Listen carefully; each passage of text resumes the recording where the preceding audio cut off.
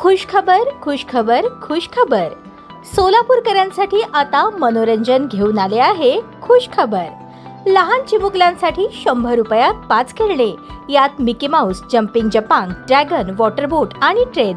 आपल्या लहान चिमुकल्यांसोबत आनंदोत्सव साजरा करा. आमचा पत्ता होम मैदान, पासपोर्ट कार्यालयासमोर, सोलापूर.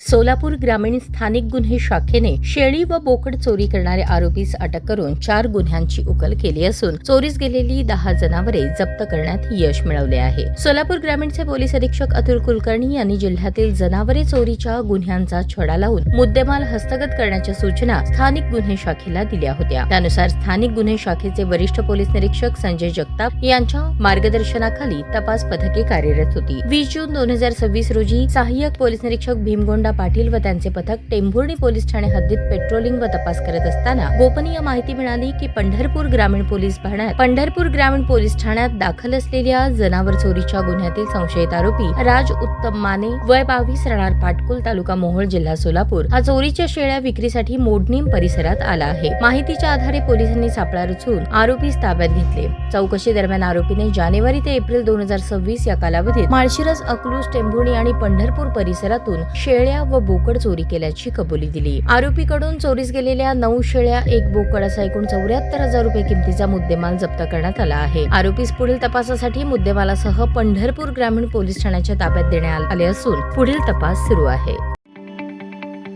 ताज्या बातम्या पाहण्यासाठी प्राईम महाराष्ट्र न्यूज चॅनलला सबस्क्राईब करा.